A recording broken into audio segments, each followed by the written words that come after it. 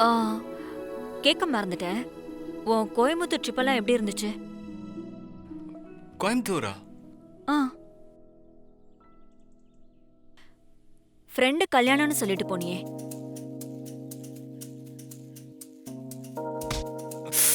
என்னடா கோயம்புத்தூர். நானும் ஜீவாவும் தான் போயிட்டு வந்தோம் இல்லடா. ஆமா மறக்கக்கூடிய ட்ரிப்பா அது. எப்படியாவது தப்பிச்சுட்டு வெளியில போலான்னு பார்த்தா இந்த இடத்த விட்டு நகர மாட்டாங்க போல இருக்கே. அம்மா, பிசினஸ் ரிலேட்டடா நீங்க பாம்பே போன விஷயம் என்னாச்சு? எல்லாமே கிராண்ட் சக்சஸ். மருமக வரப்போற நேரம்னு நினைக்கிறேன். புதுசு புதுசா நமக்கு நிறைய ஆர்டர்ஸ் வரப்போகுது. நான் தான் உன் கல்யாணம் முடிஞ்சு அந்த டீல் எல்லாம் ஒத்துக்கலான்னு பெண்டிங்ல வச்சிருக்கேன். அம்மா, அதுக்கும் கல்யாணத்துக்கும் என்னமா சம்பந்தம்? அண்ட் உடனடியே அந்த டீலை ஒத்துக்கிட்டா நமக்கு எவ்வளவு ப்ராஃபிட் கிடைக்கும்? ப்ராஃபிட்டை விடு கார்த்திக். பிசினஸ்ல நாம பார்க்காத ப்ராஃபிட்டா லாஸா?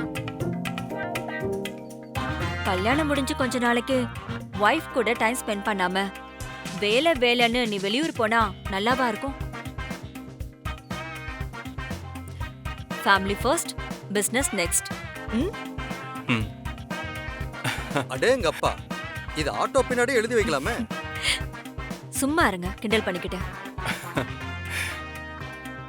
இப்ப எனக்கு இருக்கிற ஒரே குறிக்கோள் உன் கல்யாணத்தை நல்லபடியா நடத்தி முடிக்கிறது தான். 2-3 நாள் உன்னை பார்க்காம இருந்ததுக்கு ஆளே ரொம்ப வித்தியாசமான மாதிரி இருக்க. முகமெல்லாம் இப்படி கருத்து போயிருக்க. கோயம்புத்தூர்ல ரொம்ப வெயில்ல சுத்தினியோ? இதே சந்தேகம் தான் ராஜி எனக்கும். ஆனா கோயம்புத்தூர்ல கிளைமேட் ரொம்ப சில்லுன்னு இருக்குன்னு தான் கேள்விப்பட்டிருக்கோம். இவனை பார்த்தா வேலூர் திருச்சின்னு காட்டு வெயில் அடிக்கிற ஊர்ல போய் சுத்திட்டு வந்த மாதிரி இருக்கிறான். கரெக்டா கேக்குறாரு. ஏங்க, நீங்க இவனை பார்லர் கூட்டிட்டு போய் ஃபேஷியல் பண்ண சொல்லுங்க. இல்லனா இவன் போக மாட்டான். சரி ராஜி, வா. ம்.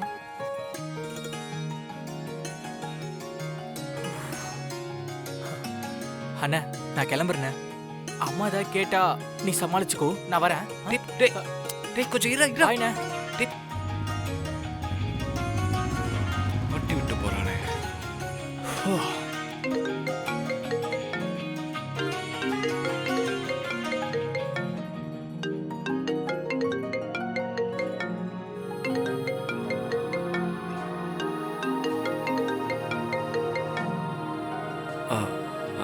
ஹலோ,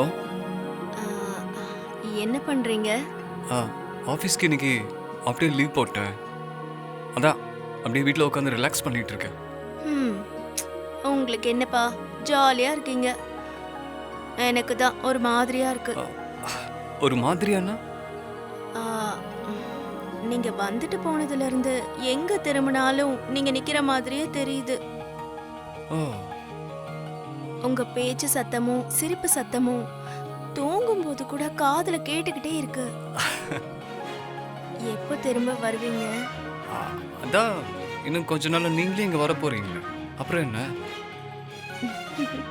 கண்ணை மூடி கண்ணை திறக்கிறதுக்குள்ள நிச்சயதார்த்தம் வந்துடும். அதுக்கப்புறம் கல்யாணம் முடிஞ்சு நம்ம ஹனிமூனுக்கு ஃபாரின் கிளம்ப வேண்டியதுதான். ஃபாரினா?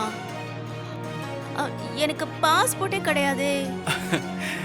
பாஸ்போர்ட் எடுக்கிறதுலாம் ஒரு விஷயமா? கல்யாணம் மட்டும் முடியட்டும், நம்ம சும்மா பறக்கிறோம்.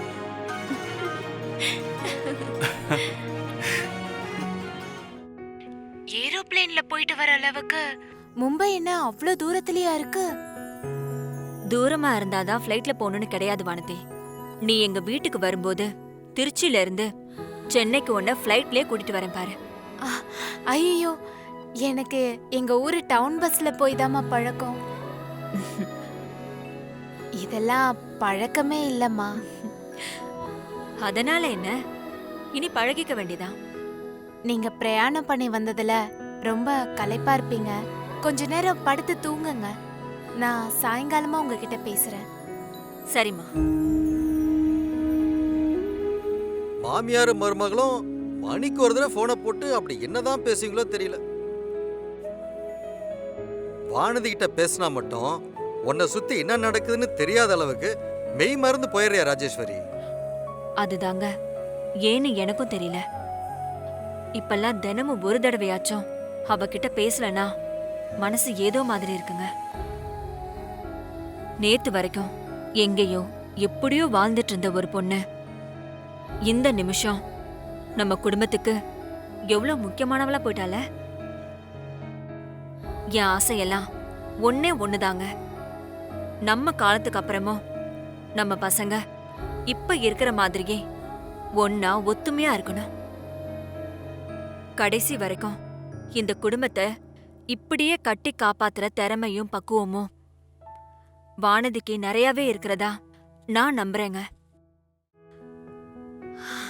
எல்லாத்துக்கும் மேல வார்த்தைக்கு வார்த்தை அவ என்ன அம்மானு கூப்பிடுறத காலம் புறா நான் கேட்டுக்கிட்டே இருந்தா அது போதுங்க எனக்கு.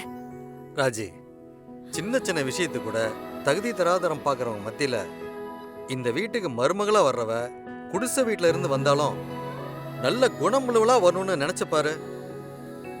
அந்த நல்ல மனசுக்கு தான் கடவுள் உனக்கு இப்படி ஒரு தங்கமான பொண்ணை உன் கண்ணில் காட்டியிருக்காரு.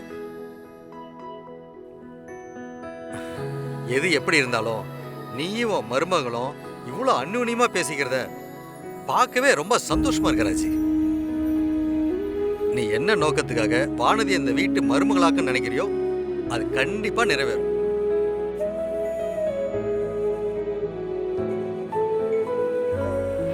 ஆர்த்தி, ஆர்த்தி, எங்க போன இவ? ஆர்த்தி, இங்க வாடி. என்னம்மா? இங்க பாரு, நம்ம வீட்டுக்கு கொரியர் வந்திருக்கு. கொரியர் வந்ததுக்கு தான் இவ்ளோ ஆர்ப்பாட்டமா? போன வாரம் ஆன்லைன்ல சுடிதார் மெட்டீரியல் ஆர்டர் பண்ணிருந்தல்ல, அதுவா தாமா இருக்கும். ஏய், இது நீ போட்ட ஆர்டர் இல்லடி, ராஜராஜேஸ்வரி அம்மா உனக்காக அனுப்பி வச்ச கொரியர். என்னது? அத்தையம்மா அனுப்பியிருக்காங்க? ஆமா ஆர்த்தி, அவங்க பேர் போட்டு தான் வந்திருக்கு பாரு. கொடு. இந்தா.